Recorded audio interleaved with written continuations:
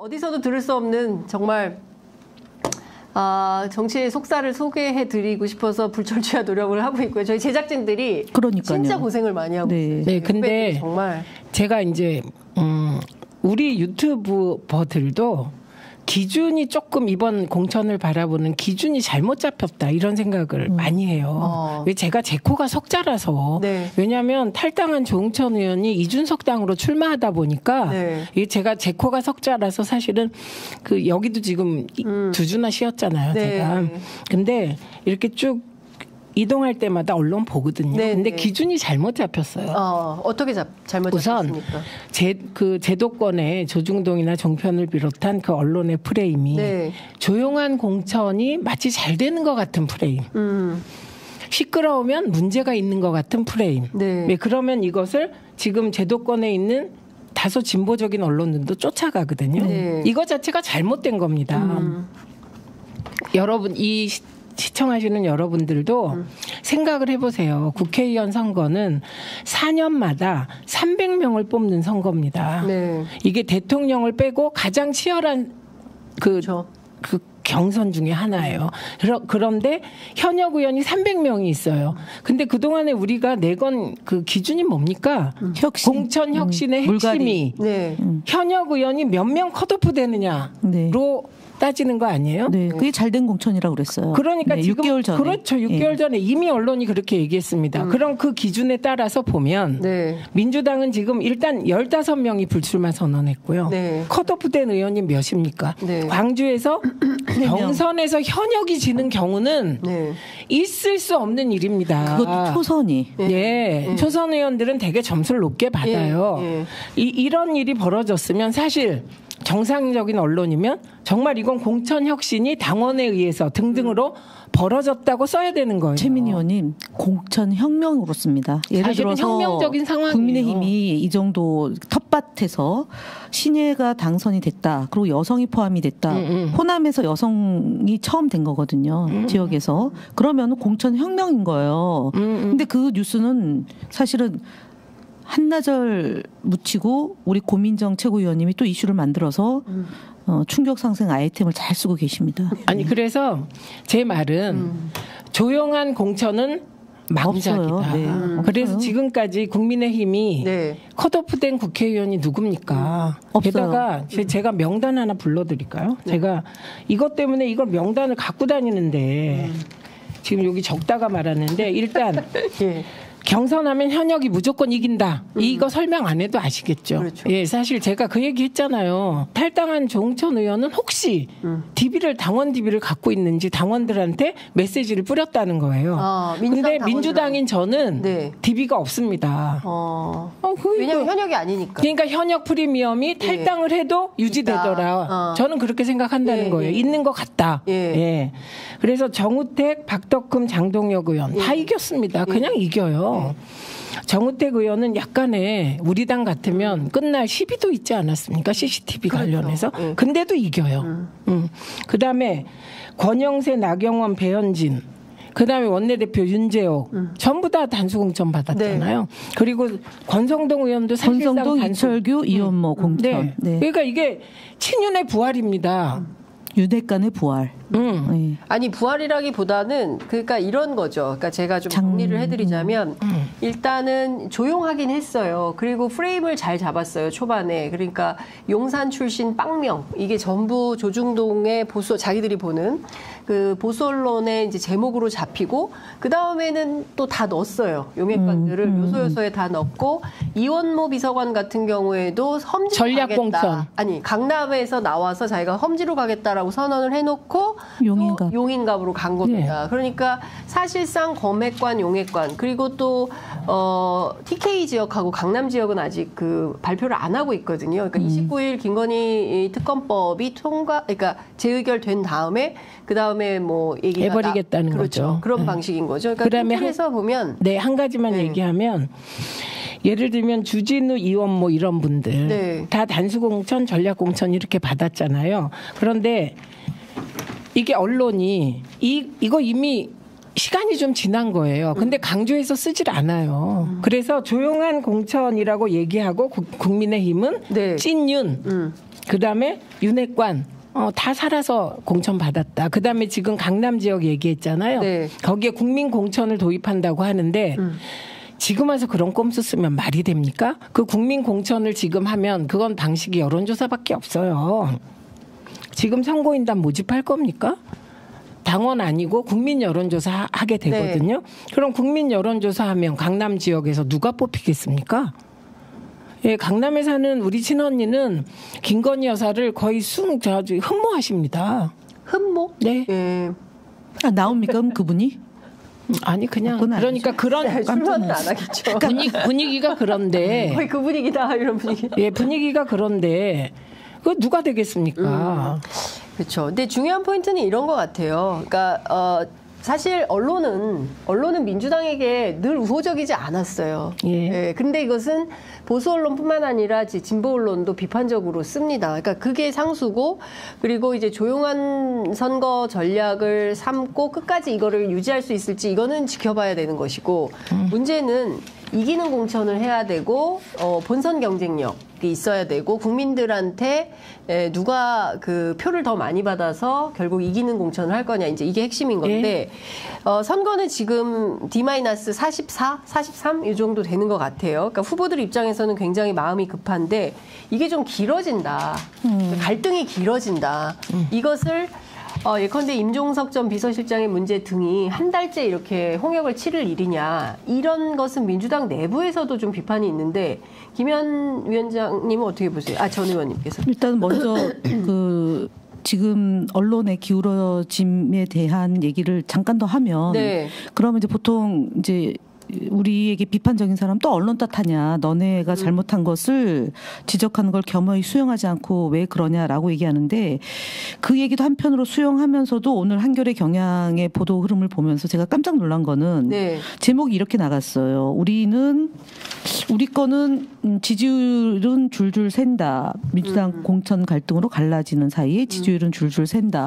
사실은 지난주에 이렇게 나가고요. 경향신문. 네, 경향신문이고. 근데 여기 국민의힘은 인류한 희생 요구했던 세 사람이 그냥 공천 받은 거예요. 아주 객관적으로 그냥.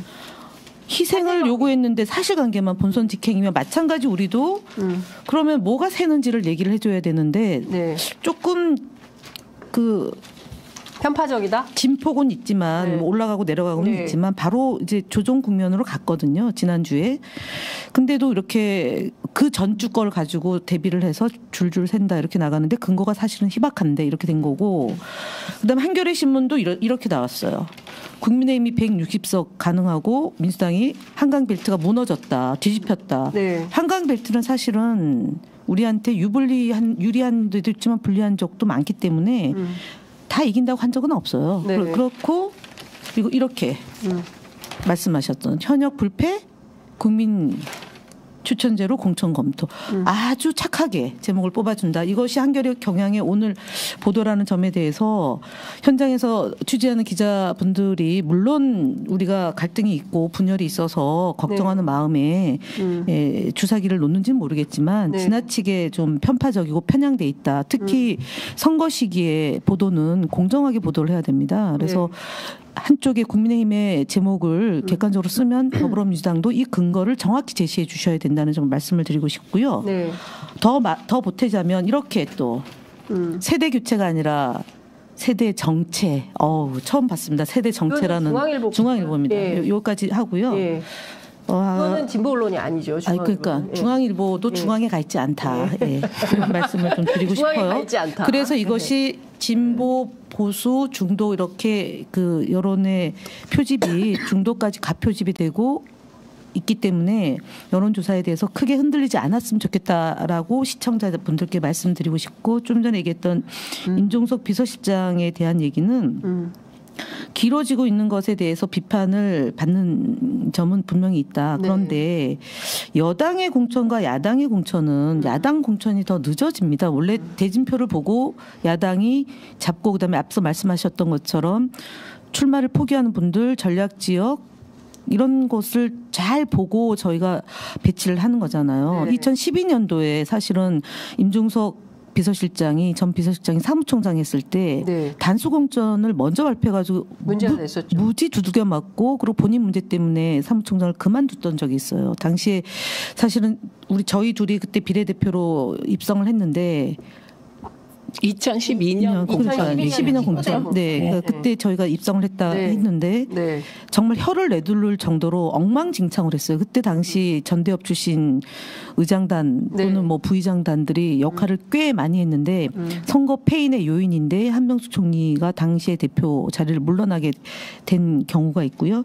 이번에 임종석 비서실장이 지금 홍익표 의원이 양보한 그 지역에 꼭 나가겠다고 하니까 당으로서 고민스러울 수밖에 없는 게 사실 선배가 있던 지역을 후배가 있던 지역을 선배가 물려받았어요. 그리고 그 선배가 다시 후배한테 물려준다 이러면 전반적으로 분위기 안 좋습니다. 그 점을 가지고 당은 고민할 수밖에 없다. 그러면 이거는 친문 진영에서 시끄럽게 할 일이 아니라 정말 서울 지역에서 우리가 사수하는 게 중요한데 이 한 지역을 뺏기는 것도 물론 걱정스러운 대목이지만 전반적으로 어떻게 이길 거냐. 서울을 이겨야지만 지금 150석 이상이 되는 건데 경기도는 제가 볼 때는 큰 변동이 없어요. 현장에 다니면서 느끼는 건데 정권 교체, 정권 심판, 그다음에 이재명 대표를 중심으로 똘똘 뭉쳐서 다시 찾아오자. 그리고 친명 비명이 아니라 이재명 대표를 감옥으로 보내려고 했던 국회의원에 대해서 응징하자. 이거는 딱 정해져 있는 여론이거든요. 그러면 지금 의원님 말씀은 성동갑에서 한 지역을 잃더라도 아니 그게 아니라 그래서 지금까지 왔는데 그러면 이거는 고민정 최고위원이 시끄럽게 해가지고 판을 흔들어서 뭘 가져오는 그런 방식이 아니어야 됐다. 근데 너무 흔들었다. 그러면 흔드는 걸 제자리 찾아야 되기 때문에 흔들었다는 거죠. 아니요 그게 아니라 언론을 통해서 나가서 임종석 의원을 안 주는 걸 가지고 줘야 된다. 그리고 당무를 거부한다. 이런 건 제가 볼 때는 책임 있는 친문의 적자의 태도가 아니다. 그리고 이분은 문재인 정부의 수혜를 받은 사람이잖아요. 그리고 추미애 장관이 그 지역구를 탄탄히 만들어서 본인에게 줬잖아요. 그러면 겸손하게 좀 해야 된다.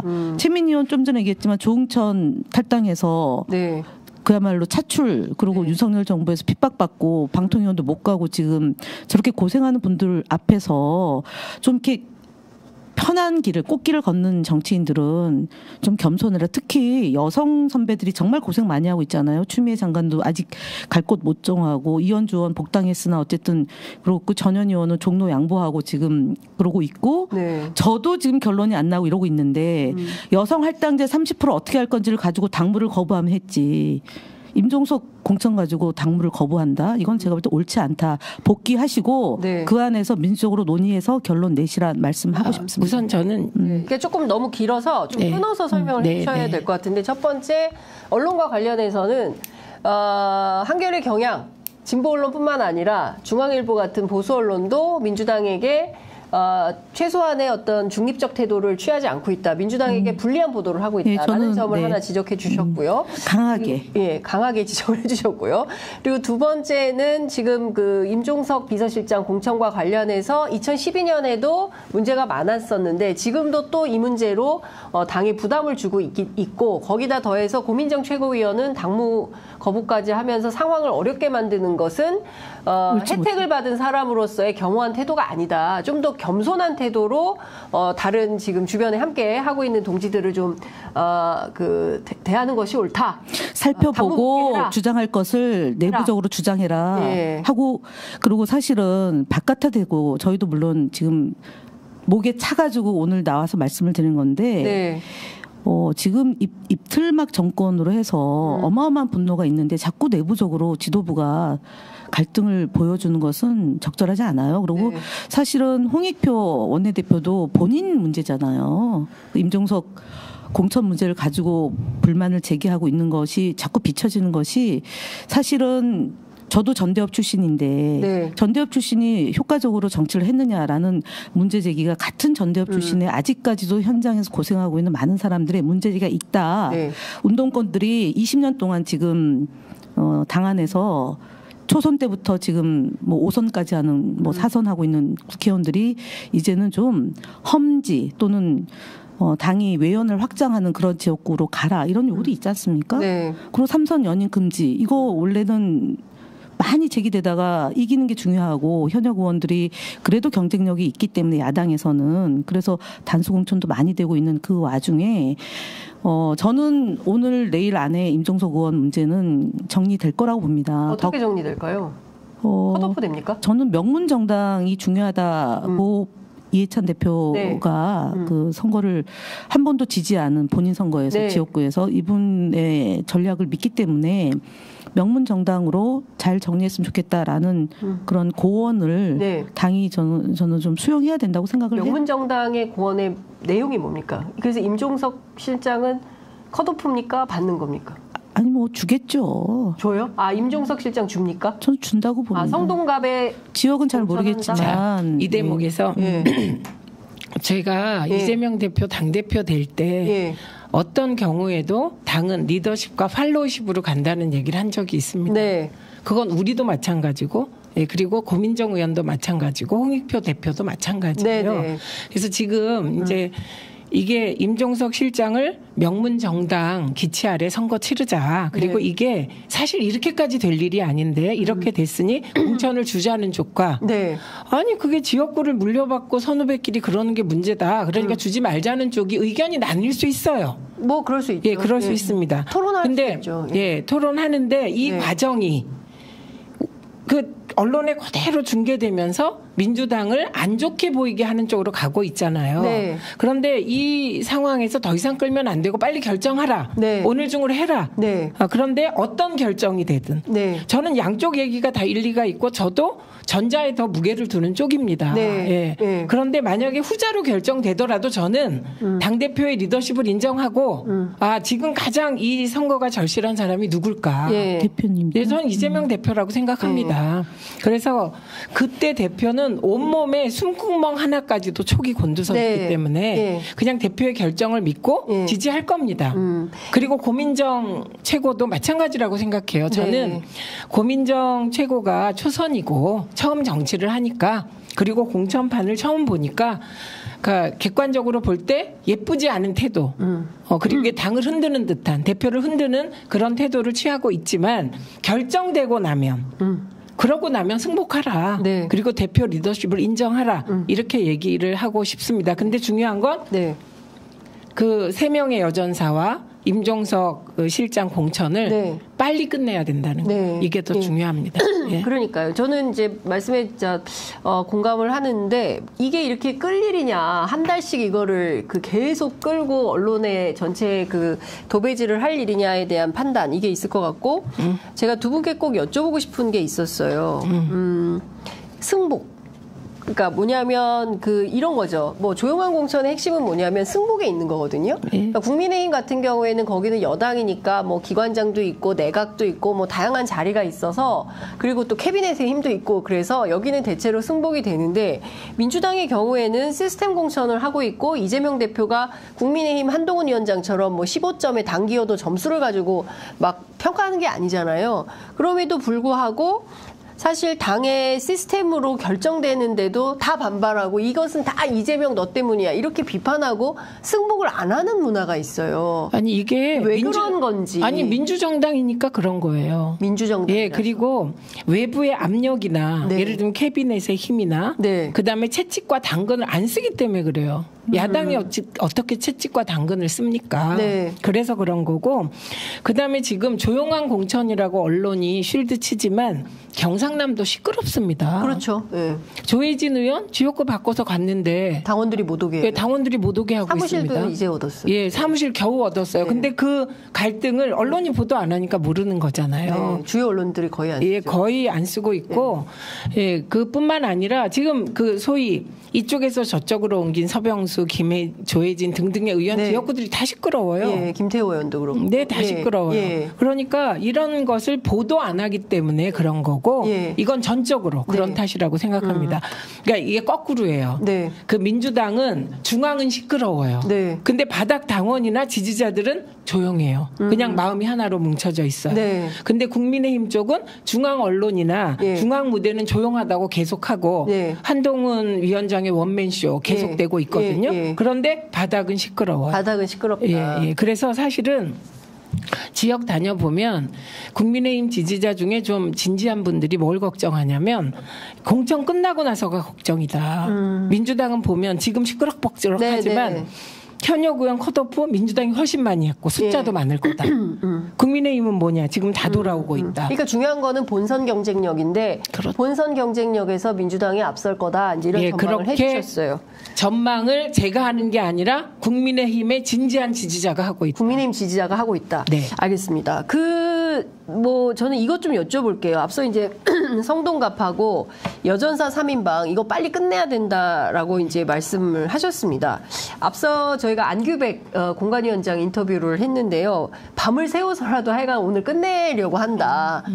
그리고 발표는 내일 할 수도 있고 이제 지금 방금 저희가 그 민주당에서 온 메시지를 보니까 전략공관위 회의 결과 브리핑이 잠시 뒤 30분 후에 12시에 의원회관 302호 앞에서 있다고 합니다. 그러니까 오늘 결정된 게 바로 발표가 될 것 같고 이 자리에서 김현 의원의 예측대로 임종석 실장을 성동 갑구로 결정을 해버리면 이 모든 문제가 해결될까요? 여전사 3인방이 있군요. 그리고 추미애 후보는 네. 저는 나경원하고 경쟁력 테스트를 했는데 뭐 지는 걸로 나왔다라고 네. 설왕설래가 있는 언론 보도를 봤는데 네. 나경원 후보에 대해서 지금 제가 정말 의아스러운 거는 네. 불과 몇 달 전에 나경원 후보가 어떻게 해서 이렇게 잘렸습니까? 네. 막 몇 시간 만에 우리는 애정한다 그러다가 잘리고 네. 그리고 당대표도 못 나오게 만들고 그 힘이 어디서 작동됐는지 불과 몇 달 전에 그게 빅 뉴스였던 네. 거잖아요. 근데 갑자기 이분이 조직을 너무너무 잘 했다. 근데 우리 당의 그 지난번에 이제 전략공천이었지 않습니까? 그러고 나서 지역에 안 살았다는 얘기를 모 의원이 방송에 나가서 얘기를 한 걸 들었어요. 네. 이수진 이제 탈당한 그분이. 그래서 되게 조직이 좀 관리가 잘 안 됐다.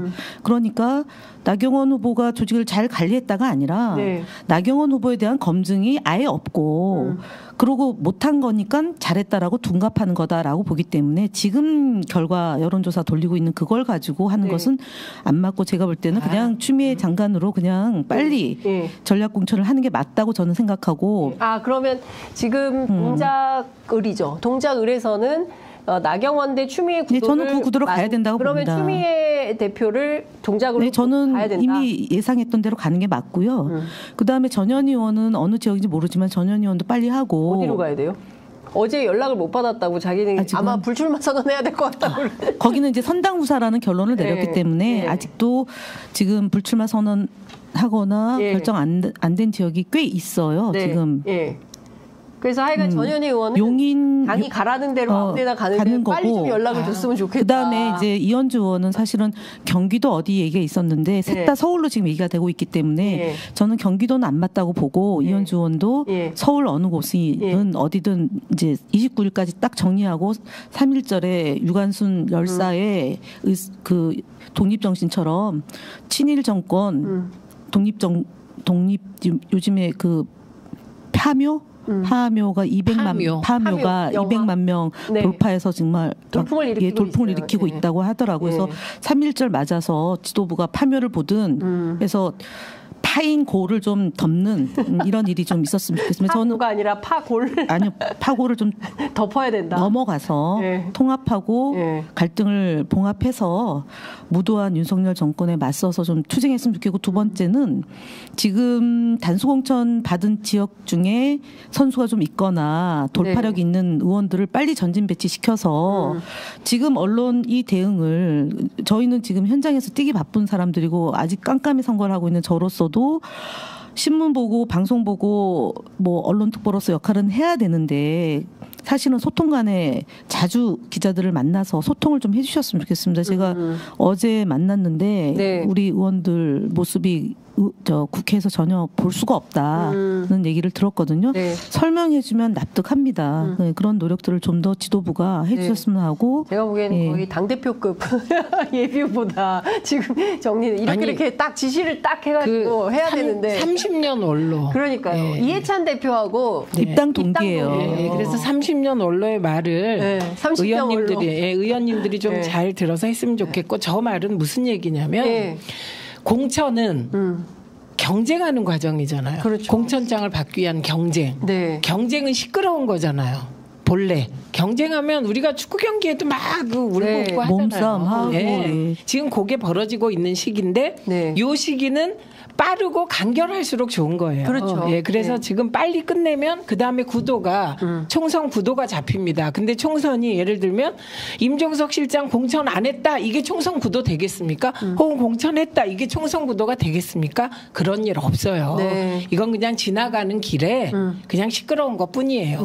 그래서 그러니까 어쨌든 상황을 빨리 정리하고 종결하고 그림을 바꿔야 된다라는 그렇죠. 얘기를 민주당 안에서 하고 있습니다. 그러니까 어찌됐든 의제도 바꾸고 그림도 바꾸고 상황을 바꿔서 선거 지휘를 해야 된다. 그래서 선대위 출범 얘기가 있던데요. 선대위 출범은 언제 하게 됩니까? 정리가 되면 바로 하는데 저는 선대위도 제가 이제 선거를 88년도에 입당해서 이제 한 15번 총대선을 현장에서 치렀던 것 같아요. 그 후보로 나간 적은 없고 비례대표밖에 없고 대부분 이제 총선 때도 전국 다녔고 지방선거도 그러고 대선 때도 그랬는데 선대위원장은 결국은 이재명 대표가 중심이 돼서 치를 수밖에 없다. 왜냐 윤석열 대통령이 지금 국민의힘 선대위원장이잖아요. 공약 남발하고 있고 현장 가서 계속 메시지 내고 비대위원장이 한동훈 비대위원장 체제로 가고 있지 않습니까? 윤석열 한동훈이기 때문에 저희도 이재명 옆에 어떤 한 분이 있는 것 원외 저는 좋은 중에. 사람 한 명을 제가 생각한 사람이 있습니다. 누구예요? 오늘 공개하겠습니다. 네, 누굽니까? 유시민입니다. 유시민. 유시민 전 장관이 하신대요? 모릅니다. 그냥 강력 공개적으로 국민 추천합니다. 그러면은 민주시민당이 되는 겁니까? 그렇죠. 네, 저도 추천하면 임미애 경북도당위원장을 추천합니다. 왜냐하면 지금 운동권이 마치 무슨 잘못된 집단으로 매도를 하는 거잖아요. 한동훈 비대위원장이. 근데 경북도당위원장이 임미애 도당위원장인데 이대 총학생회장 출신이고 누구보다도 헌신해 왔고요. 그다음에 소를 키우고 있어요. 경북에서. 그래서 그런 분이 옆에서 같이 이 선거를 치르면 저는 좋겠다 싶고 또 한 분을 추천합니다. 부산에 이재성인가요? 조경태. 근데 그분이 정말 스피치가 목소리도 좋고 멘탈도 강하고 홍보 능력도 뛰어나고 그 조경태 보고 있나 이러면서 했잖아요. 너무 멋있었어요. 그래서 그분도 추천하고 너무 디테일해요. 우선 그래요? 그 다 좋은 분이야. 다 동의하는데 판을 가를 수 있는 사람은 유시민이다. 알겠습니다. 근데 남자잖아요. 자, 여성이 한 명 있어야 됩니다. 언니들 제가 정리하겠습니다. 자, 유시민 그다음에 임미애 그다음에 누구죠? 이재성 뭐 이런 세 분들이 서는지 자 누가 그다음에 최고위원들이 선대위원장이 되죠. 그리고 김부겸, 정세균, 이해찬 이런 분들은 상임 고문으로 든든히 뒤를 받쳐주면 선거가 잘 될 것 같습니다. 알겠습니다. 자, 이것 좀 여쭤볼게요. 이게 국민 제안이죠? 뭐 두 분이 다 후보이자 국민이기 때문에 국민 제안으로 두 분이 이러저러한 분들을 천거했다. 그리고 선거 과정에서는 그 얘기도 하시더라고요. 뭐 이재명 대표 사진 떼고 그리고 뭐 지원 유세도 안 받는다는 뭐 후보들이 있다. 아이고 그러시라고 하세요. 그분 떨어져요. 잠깐만. 누군지 모르지만. 그런 얘기도 있다라고 하니까 그게 무슨 소리냐. 없는 사진 있는 사진 다 갖다 붙이고 한 표라도 긁어 모아가지고 당선될 생각을 해야지. 무슨 누구 사진을 떼냐 이제 이런 표현도 민주당 안에서 하는 분들이 있다. 이런 얘기 좀 여쭤볼게요. 어쨌든 이제 갈등이 길어지는 것은 민주당에게 결코 좋지 않다. 왜냐하면 지지율이 지금 앞서 저희가 9시부터 여론조사 분석해 드렸는데 지지율이 이제 하락으로 잡히면 안 되고 이게 상승 곡선을 타야 되기 때문에 일단은 갈등을 빨리 이제 봉합을 해야 된다라는 말씀도 주셨고 했는데 지금 상황에서는 이 점은 좀 어떻게 보십니까? 선대위를 아마 띄운다 하더라도 이 공천 갈등 이번 주까지는 이제 공천이 계속되지 않겠습니까? 이제 다음 주 정도에는 이제 선대위가 출범을 할 수 있을 것 같고 이번 주 상황 관리가 굉장히 중요한데 민주당 상황 관리가 잘 안 된다는 측면에 대해서는 비판이 여전히 존재하는 것 같아요. 그래서 상황실장이 김민석 의원이 맡으셨잖아요. 그래서 메시지를 이제 오늘도 내고 엊그저께도 냈는데 이분이 또 선거의 귀재 아닙니까? 그래서 저는 일단은 상황실장을 맡은 김민석 의원에 대해서 안심하는 편이고요. 네. 그리고 조금 더 아까 얘기했던 전투력 있는 의원들, 뭐 진성준 의원이나 이런 분들, 그러니까 여의도에서 가까운 지역에 있는 분들이 좀 결합을 해서 전략도 짜고 그다음에 홍보도 좀 하고 그런 역할을 하면 저는 순식간에 좀 풀리고 아까 얘기했던 유튜브들이 지금 조중동 그다음에 종편을 대체하는 우리의 스피커들의 역할이 있기 때문에 그렇게 걱정을 안 하는데 또 걱정은 걱정을 낳잖아요. 그러니까 우리도 좀 자주 여론의 동향이나 이런 것들을 분석해서 말할 거리를 제공해 줘야 된다는 말씀을 드리겠습니다. 최민희 의원님이 이제 3월 4일에서 6일 경선하고 최민희 의원이 국민소통위원장이시잖아요. 그러면은 좀 소통도 지금 하고 계신 것을 좀 배가하고 저도 경선이 언제 될지는 저는 지금 진짜 깜깜이거든요. 왜냐하면 선거구 획정이 2월 29일 날 되고 그럼 이제 재공모하고 면접 보고 경선하면 저는 아마 3월 10일에서 15일 사이가 되고 22일이 등록입니다. 22일이 등록이거든요. 그러면은 시간이 진짜 없어요, 저는. 그래서 되게 안타까운 게 선거구 획정이 지연되면서 늦어지는 피해를 보는 사람들이. 그리고 지금 이제 부천도 4개에서 3개로 좀 주는 것 같아요. 그리고 화성도 사실은 전투력 있는 지역인데 거기도 지금 3개에서 4개로 느는 지역이거든요. 이런 지역에 대해서 선거운동에 대해서 조금 여지를 넓혀주고 그러니까 획정 이 통과가 되기 전이라도 옆 동네 가서 선거운동 할 수 있도록 좀 풀어줘야 되는데 그걸 아예 못하니까 후보들이 다 지금 굉장히 힘들어요. 제가 근데 이것 좀 여쭤볼게요. 워낙 뭐 민주당 원로 30년 원로시니까 호감 민주당의 호감 지수를 많이 늘려야 된다. 왜냐하면 이재명 대표에 대한 악마화 그다음에 혐오 이게 끊임없이 나오잖아요. 특히 이제 한동훈 비대위원장의 입을 통해서도 엄청나게 대서특필이 되고 또 조중동이 앞장서서 이제 그런 분위기를 만들기 때문에 왠지 모를 민주당과 이재명 대표에 대한 좋지 않은 시선들을 호감으로 만들기 위해서 민주당의 어떤 전략적 접근 이런 게 좀 필요해 보이거든요. 그런 건 좀 어떤 내용을 준비해야 된다고 모르겠는데요. 몰라요? 솔직히 만약에 한동훈 위원장 있는 그대로 한동훈 위원장을 이재명 대표가 당하는 만큼 일주일만 하면 거기는 뭐 저는 살아남지 못할 거라고 생각을 해요. 그리고 지금 물어보는 게 예를 들면 그 악마화에서 어떻게 빠져나올래 이렇게 물어보면 지금 답할 거 없죠. 그냥 이번에 이재명 대표가 빨리 공천 끝내고 이번 선거의 원칙에 따라 임하는 거 외에는 저는 없다고 생각합니다. 지금 무슨 갑자기 이재명 대표가 머리에 천사 리본을 쓰고 나오면 천사가 되겠습니까?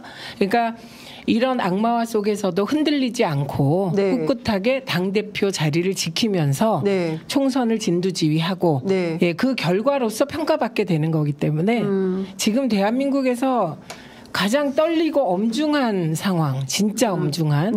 그리고 가끔 목 상처가 쑤시지 않겠습니까? 그 몸까지 같이 느끼고 있는 건 이재명 대표라고 보고 그리고 저는 우리가 하고 있는 많은 얘기들이 이미 우리도 세뇌된 결과다 이런 생각을 할 때가 있어요. 그런데 그거보다 더 강력한 바닥에 이재명 대표 지지가 있습니다. 서민과 근로자들의.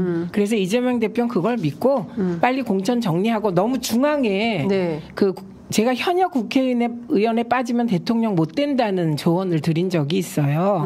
너무 그 집단의 논리에 빠져서 막 시간 끌다 보면 안 되니 빨리 그거 정리하고 원칙대로 공천하고 그리고 국민의 바다로 뛰어들어서 총선 치르시라. 저는 이런 조언을 하고 싶습니다. 사실 이재명 대표 입장에서는 사실 죽을 뻔한 거잖아요. 그러니까 검칼 펜이었지 않습니까?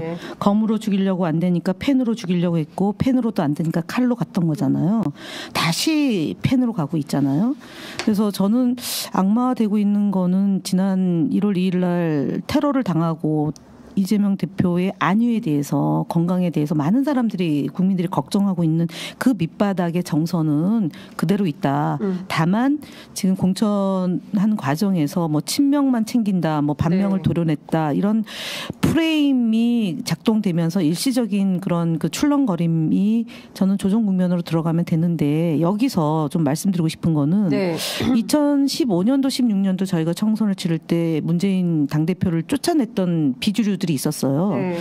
친문 핵심들이 지금 이재명 대표를 흔들고 뭔가 작당을 하는데 거기서 멈춰야 됩니다. 왜냐하면 저희가 친문 핵심이 이재명 대표 흔들고 있어요. 저희가 지금 노무현 대통령이 2002년도에 소위 후단협이라는 그 일갈의 그 무리들로부터 공격받아서 대통령이 눈물을 흘리면서 유시민이 나서서 겨우겨우 대통령이 됐었던 거 아닙니까? 후보를 그만두게 흔들었던 그런 흐름이 있었고 2015년도에 그 고통 속에서 우리가 겨우 이겼지 않습니까? 한 표로.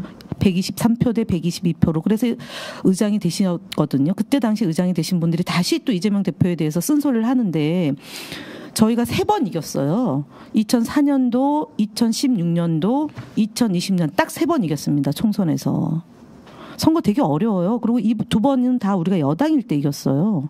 지금 우리가 뺏겨가지고 겨우 문재인 대통령만 빼고 문재인 대통령 주변이 다 구속되거나 수사받고 있고 이재명 대표 주변이 다 그냥 송두리째 하고 7만 얼마 가지고 어저께 부인이 법원에 갔다 왔잖아요. 그것도 준비기일이었대요. 안 가도 되는 겁니다. 보통의 경우는. 변호사만 가는데 오라고 해가지고 갔는데 다음에 또 나오지 말란다는 거잖아요. 이런 식으로 정말 이 진짜 검찰 독재 정권에서 총선을 치르는데 친문 핵심들이 다선 의원들이 그것도 당을 지키려고 노력을 해야지 조그만 그 알량한 권력에 집착해서 지금 대표를 흔드는 일 하겠다고 뭐 탈당하니 많이 이러고 있는데 거기서 멈추시는 것이 노무현 대통령과 문재인 대통령을 위하는 길이고 당을 위하는 길이다. 그러니까 제가 보니까 댓글에 그 언론이 편파적인 것은 사실이지만 민주당이 분열하지 않아야 된다라는 말씀을 어떤 분이 하셨어요. 그리고 이 분열하면 선거가 어렵다라는 어떤 분이 지적했었습니다. 그 선거에서 분열은 뭘 얘기하냐면 국회의원 예를 들면 남양주 갑에 민주당 후보가 5명이 아니에요. 1명 되는 거예요. 하고 싶은 사람이 10명이면 그 10배의 경쟁이 되는 거예요. 그러면 이 10명의 후보들은 분열하게 돼요.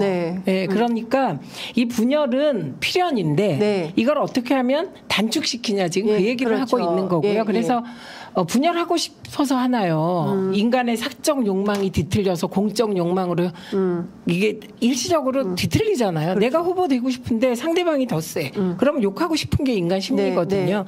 그래서 그런 거는 좀 참고 지켜봐 주시면 되고 저는 여러분이 믿으셔야 될 건 여러분 자신이라고 생각해요. 왜냐하면 제가 진짜 지역을 어떤 날은 새벽 4시 반에 나와서 돌고 어떤 날은 6시에 나와서 도는데 민심의 저변은 일상이 정말 지리하게 흘러가는 것처럼 쉽게 해탁배탁 안 한다니까요. 중앙만 해탁배탁해요. 저를 비롯하여. 그래서 그걸 믿으시고 그리고 이재명 대표의 암살 테러 사건, 죽을 뻔한 사건이 묻혀진 것 같죠.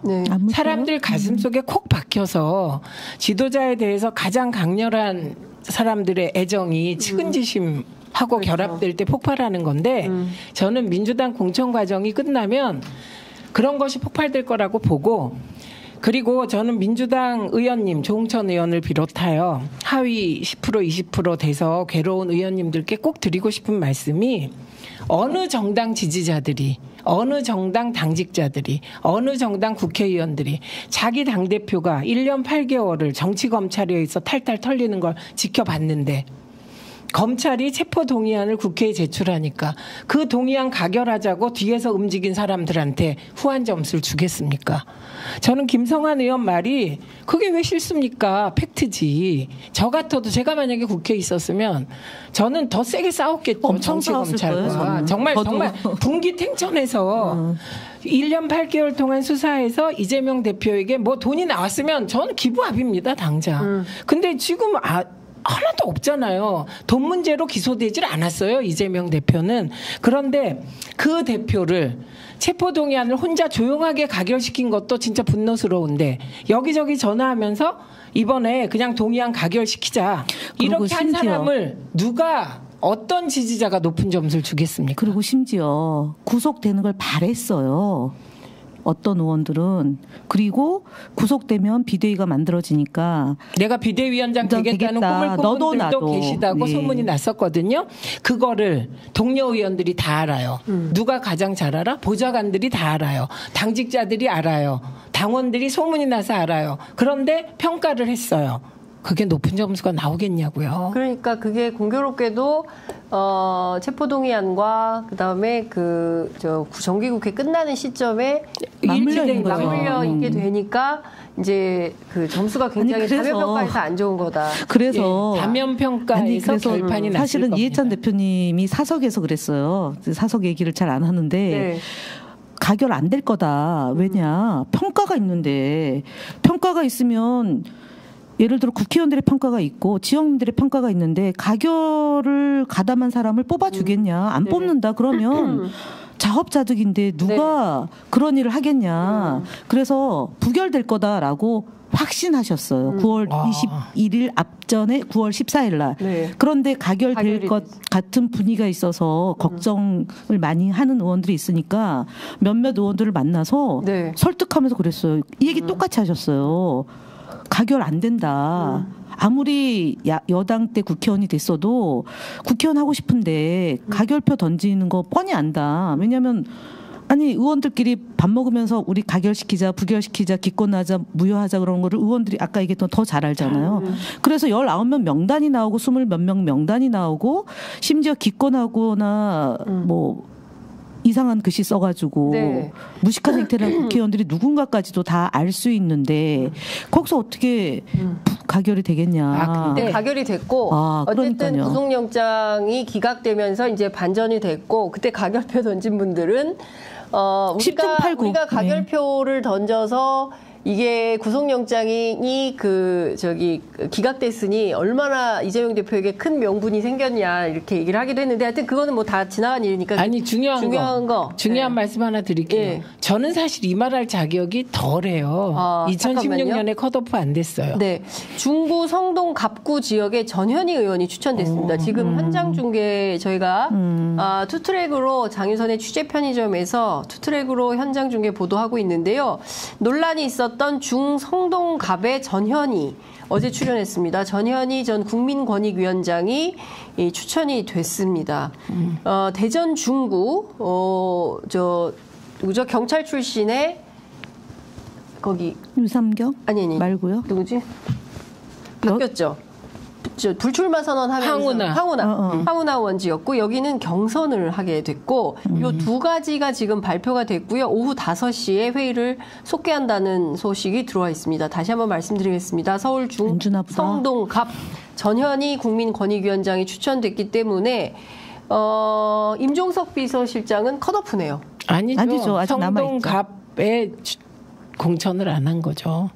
성동갑에?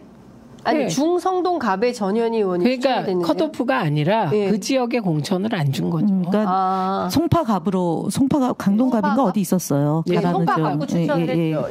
그러면 그쪽으로 그러니까 이 지역에서는 우리가 얘기했던 그 후배가 선배 주고 선배가 후배 주는 이 구도는 깼다라는 거고 그다음에 어떻게 할지는 이제 오후 5시에 봐야 되는 거네요. 어쨌든 결정을 했네요. 네, 결정을 했습니다. 결정을 했고 그 안규백 위원장이 저희 인터뷰 끝나자마자 지금 가서 51분 만에 결정을 하셨네요. 가서 중성동 갑에. 근데 이제 여기가 분구가 될 수 있잖아요. 네. 중구 네. 종로구가 맞습니다. 합구가 되고 네. 성동이 가불이 될 수 있어서 맞아요. 이렇게 되면 네, 네. 종로 중구가 합쳐지면은 곽상원 변호사의 종로하고 박성준 의원의 중구가 경선할 수도 있고 그렇겠네. 아니면 성동 가불로 쪼개져서 을구로 또 누가 갈 수도 있고 뭐 이렇게 될 수도 있는 것이죠. 그리고 대전 중구의 경우에는 박용갑, 정현태 두 후보가 2인 경선 지역이 됐습니다. 네, 네. 일단 결정이 됐으니까 전현희 의원 열심히 싸워서 이기기 바랍니다. 네. 자, 어쨌든 지금 뭐 말도 많고 탈도 많았던 중성동 갑구 지역의 전현희 전 국민권익위원장이 추천됐다는 걸 다시 말씀드리고요. 그렇게 되면 어떻게 되는 겁니까? 윤희숙 전 의원 대 전현희 전 전현희 의원 이겨요. 그 동네 되게 제가 학교 나온 지역이라서 잘 아는데요. 그러니까 중산층과 서민의 도시이고 한양대 출신들이 응원 많이 할 겁니다. 전현희 의원장이 한양대 출신인가요? 제가 한양대 출신입니다. 김현 의원이 한양대 임종석 전 비서실장이 2년 후배고 홍익표 현재 원내대표가 저의 1년 후배입니다. 그래서 지금 후배들끼리 핑퐁하는 거 보면서 마음이 참 아팠습니다. 그리고 추미애 전 장관도 한양대입니다. 지금 한양대가 판을 흔드네요. 네, 알겠습니다. 어쨌든 지금 발표된 내용을 보면 전현희 전 위원장하고 윤희숙 대 전현희, 그러니까 두 여성 후보 간에 이제 남은 44일간 가기 선해요. 가기 될 것 같은데요. 두 여성 후보 간에 빅매치가 어떻게 결론이 날지 현장 중계 많이 편의점에서 현장 중계를 이제 나가야 됩니다. 우리 길바닥으로 또 나가서 그래서 32만 된 겁니다. 안산은 안산도 갑니다. 남양주도 갑니다. 기다리십시오. 경선 끝나고 가시나요? 네, 그렇죠. 좀 후보가 대진표가 지금 후보가 너무 많아서 지금 하면은 좀 곤란하고요. 저희가 대진표가 짜여지면 저희가 이제 넘어갈 생각을 하고 있습니다. 자, 그래서 지금 국민의힘에서는 총선 결과에 본인들이 150에서 160석 할 수 있다. 원내 일당 국민의힘이 한다 이런 주장을 하고 있습니다. 민주당은 몇 석 합니까? 그거 사실 솔직히 말씀드리면 최근의 여론조사 흐름에서 그렇게 기고만장할 수 있다고 생각해요. 근데 기고만장뿐일 것이다. 왜냐하면 저거 구체적으로 개별 후보들이 아직 완전히 정리되지 않았기 때문에 예를 들면 지금 지금 성동갑 있잖아요. 거기도 뭐 윤희숙 의원은 결정되고 민주당은 결정이 안 됐잖아요. 이 상태에서 여론조사를 하면 민주당이 낮게 나와요. 그런데 결정되고 나서 여론조사하면 달라요. 그래서 의미 없는 숫자를 얘기하고 있는 것이다. 그리고 이거 지금 얘기하신 분이 장성민 전 대통령 미래전략기획관 상록갑 공천 학정 이렇게 친절하게 기사를 쓴 한겨레 보도를 봤는데요. 사실 이 지역 지금 난장판 되고 있어요. 2명의 예비 후보자가 있는데 한 분은 굉장히 오랫동안 열심히 갈고 닦고 갑자기 이제 낙하산이 내려온 거잖아요. 안산 분들이 얘기하는 표현을 그대로 쓰면 길을 모르는 분이 어떻게 지금 상록갑에 안산은 민주당의 텃밭이라고 얘기할 수 있는 지역에서 이런 문제가 있냐라는 거 첫 번째고 두 번째는 이분이 지난번에 우리 엑스포 유치 부산 그때 압도적으로 우리가 이긴다고 그때 전망하셨어요. 장 후보께서 그래서 160석 가능성 발언에 대해서 이제 한동훈 위원장도 우리가 조용한 공천은 보이지 않지만 많은 분들의 감동적 희생 헌신이 있어서 가능한 것이라고 얘기를 했다. 얘기를 해서 어쨌든 그렇게 지금은 그렇게 보이는데 제가 볼 때는 저희가 앞서 얘기했지만 정리가 잘 되고 봉합이 되고 그래서 정말 똘똘 뭉쳐서 돌파를 하면 저는 국민들의 선택이 저희 민주당을 응원할 거다라고 저는 기대합니다. 오늘 아침 미디어 토마토 여론조사에 따르면 공천평가에 대해서 국민의힘이 더 잘한다가 42.2, 민주당이 더 잘한다가 38.4 이렇게 평가가 나왔습니다. 이런 여론조사 결과에 대해서는 좀 어떻게 보세요? 제가 어떻게 생각하냐면 이게 중앙 흐름으로 보면 더 차이 나야 되는데 왜 이렇게 차이가 적지? 별로 차이가 없다. 지금 차이가 별로 없잖아요. 그렇죠. 지금 뭐 제가 보기에 한동훈 위원장은 거의 말하는 것마다 다 보도를 하죠. 예, 미담이죠. 미화, 미담. 그게 미화시키지 않으면 정말 들어줄 수 없는 얘기들만 하고 다니거든요. 네. 그런데 그거를 그렇게 마사지해서 보도하고 이재명 대표는 악마화하고 이런 분위기에서 저 정도 격차는 의외인데요. 그러니까 진짜 지금 이런 거예요. 중요한 거는 바닥 민심이고요. 정권 심판론이 높다. 그런데 이것은 사실 역대급이다. 그렇기 때문에 도저히 민주당이 질 수 없는 선거를 시작했다. 그런데 공천 과정에서 생긴 여러 문제들이 집중적으로 보도되면서, 그러니까 미디어 영향을 상당히 유권자들이 받는 겁니다. 그러면서 지지율이 좀 흔들리는 상황이 됐는데, 어쨌든 빨리 수습을 해서 다음 장면으로 넘어가는 노력을 해야 되겠다라는 빙고. 말씀 주신 걸로 정리를 하겠습니다. 근데 제가 이거 좀 여쭤볼게요. 제가 어제 민주당의 그 비명 쪽에 있는 분들 취재를 했는데, 만약에 경선에서 떨어지거나 뭐 이렇게 지금 뭐 탈당하신 분들이 있잖아요. 이런 분들이 무소속 민주연대를 구성할 수 있다는 거예요. 지금 앞으로 나가실 분들이 7에서 8, 7, 8명 정도가. 근데 출마를 못 해요. 경선에서 떨어지면. 그래서 지금 당은 만드는 거죠. 무소속 연대. 무소속 연대. 그러니까 옛날에 친박연대 했듯이. 아니 하는데 네.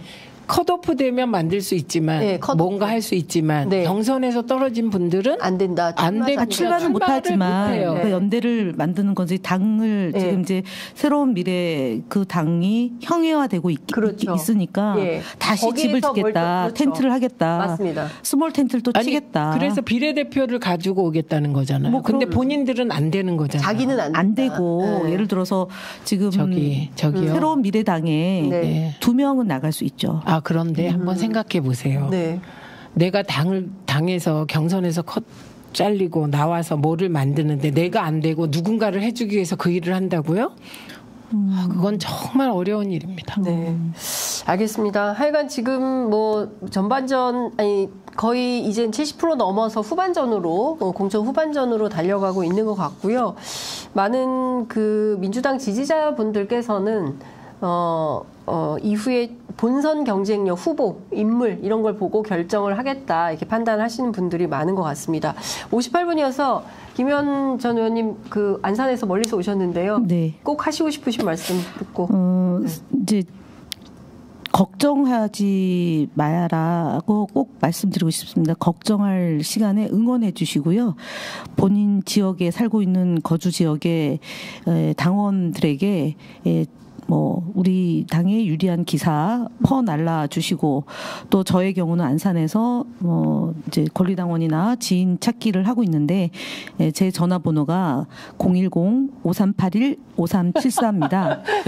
전화를 주시고 혹여라도 중앙역이나 고잔역에서 만나면 이긴다라고 응원해 주시면 훨씬 힘이 나고 그 소리를 듣는 국민의힘 후보들이 위축이 되거든요. 그래서 현장에서 파이팅 외쳐주시는 것이 걱정하는 것보다 훨씬 효과가 크다. 그리고 이재명 대표님이 테러를 당했을 때 무사하게 저분이 버텨줄 수 있을까라고 다들 기도했던 그 마음으로 4월 10일 날 투표합시다. 그러면 이깁니다. 투표장에 가는 거를 지금부터 조직해야 됩니다. 네. 제가 이것 좀 여쭤볼게요. 최민희 의원님. 네. 조정식 사무총장하고 경선에서 무산됐던 김윤식 전 시흥시장 있지 않습니까? 이분이 이제 국민의힘 입당을 했어요. 네. 그리고 그 김영주 국회 부의장, 민주당에서 사선 국회의원을 하고 노동부 장관을 하고 국회 부의장 하시고 불쾌하다고 탈당을 해버렸습니다. 이수진 의원 앞서 말씀드렸지만 전략공천 혜택을 받았는데 공천 안 되니까 탈당해버렸습니다. 그러니까 민주당에, 근데 또 국민의힘 같은 경우도 이제 그런 분들이 있긴 하지만 그에 비해서 잡음이 적어요. 그러니까 홍문표 의원은 평생 그 당이어서 무소속 출마 가능성이 있었는데 저희가 다시 오늘 확인해 보니까 그냥 당에 남겠다 이런 결정을 합니다. 이런 사람들은 어떻게 봐야 됩니까? 우선 일종의 당을 배반하는 사람들이잖아요. 우선 국민의힘은 계속 말씀드리지만 집권 여당이기 때문에 당근과 채찍을 쓸 수 있다. 민주당의 지난 이해찬 대표 체제의 경선이 조용했던 것은 집권 여당이기 때문도 한 몫을 한 것이다. 그쪽은 그렇게 정리할 수 있고요. 네. 돌이켜보면 민주당에서 사선하고 재선하고 이런 의원들이 개인적으로는 아픔을 이해하지만 그 사적 욕망이나 사적인 상태를 뛰어넘을 공적 준비가 안 돼 있었던 분들임을 스스로 확인시켜주는 과정이라고 봅니다. 검증이 필요한 것 같습니다. 저기 앉아 계시잖아요. 2016년에 무죄 받고 억울하게 컷오프 됐지만 네. 당을 지키잖아요. 30년 원로가. 저는 2번이에요. 이번 세 번째 이제 도전하는 건데 컷오프 되고 이제 그 선거운동 도와드렸고 함께 했고 2020년도에도 저도 그거보다는 아니지만 경선을 했지만 경선 결과 발표 당일날 술판을 벌렸어요. 상대 후보가 그 선거법의 위반 소지가 매우 강한데 그분을 그냥 공천을 줬어요. 왜냐하면은 그 등록을 다음 날 해야 되기 때문에 마지막 경선이었기 때문에 그래서 어쩔 수 없이 경고를 주고 그 공천을 받았죠. 그러고 이제 시스템 공천 잘했다고 이제 이해찬 대표님이 얘기하는데 사실은 저는 2016년도는 세월호 때문에 그렇게 한 거고 그리고 재판을 2개 받았어요. 국정원 여직원 감금했다는 그 제목으로 둘 다 무죄 받았는데 그것이 10년 동안 제가 정치하면서 천형처럼 저의 그 손발을 묶는 거잖아요. 그리고 2020년도 거는 자다가도 그 분노는 이루 말할 수가 없어요. 그리고 그렇게 만든 정치인들에 대해서는 저는 지금도 어떤 표현까지 쓰냐면 불구대천지 원수다.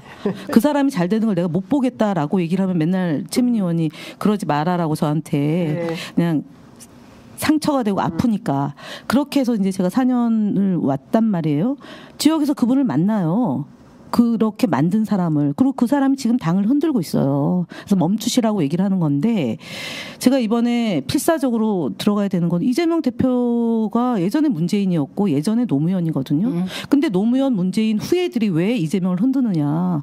그 배지가 뭐라고 그렇게 정말 무도한 짓을 벌리는지 저는 제가 방통위원으로 있을 때 2월 27일 날 그 표를 보고 너무너무 놀라서 대선은 질 수 있어요.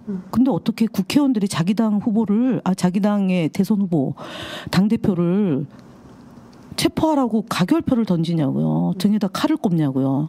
그래서 저는 이번에 반드시 진짜 옛날에 돌아가신 김상현 의원이 물구나무 서서라도 국회의원을 하겠다라고 하는데 제가 국회의원을 하고 싶은 이유는 이재명 대표를 지키기 위해서 그다음에 뺏긴 정권을 되찾아오기 위해서 그것이 가장 효율적인 수단이 국회의원이기 때문에요.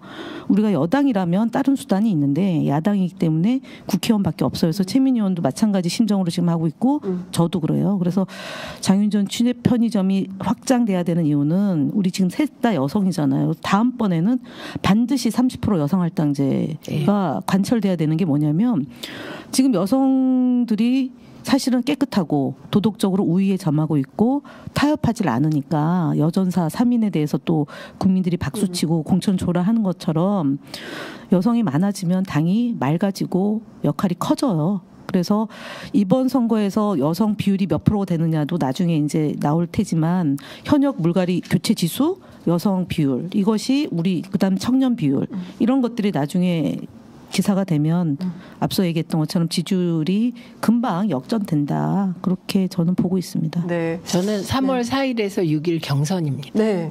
저는 경선에 들어가는 순간 언론이 갑자기 제가 친명이라는 프레임을 없앴어요. 갑자기 경선하면 비명, 단수면 그러니까 친명. 저기 보수 언론 문법대로라면 단수 공천을 받았어야 되는 친명인데. 분이 저기 최민희 의원님인데 경선을 하게 됐어요. 친명이 아니에요. 친명이 아니어서. 저분 친문이에요. 그래서 경선하는 거예요. 그래서 제가 그 이재명 대표의 이 공천 과정이 공정하다는 것에 산 증거다 이렇게 생각해 주시면 되겠습니다. 네. 저는 제가 생각하기에 친노, 친문, 유, 친유. 유가 누구지? 유시민. 그 이번에 선대위원장 하면 친유 됩니다. 네. 저는 시간이 5분 47초 넘어가고 있는데요. 그래도 이 말씀은 꼭 드리고 마무리해야 될 것 같습니다. 그 김현 의원님의 말씀에 뼈가 있는 것 같아요. 그러니까 과거에 노무현을 만들었던 사람들, 그때 운동권이잖아요, 그죠? 네. 그리고 과거에 문재인을 만들었던 사람들. 근데 왜 이재명은 흔드나? 저는 거기에 이제 문제의 핵심이 있다고 생각을 하고 이 부분에 대해서 깊이 있는 성찰이 좀 있어야 그래야 다음 대선까지 가는 가도에서 민주당의 어떤 희망을 만들어낼 수 있지 않을까. 근데 거기에 핵심이 있다 이런 생각이 저는 네. 자, 오늘 두 분 언니들 언니 특집 말씀 잘 들었습니다. 고맙습니다. 고맙습니다. 수고하셨습니다.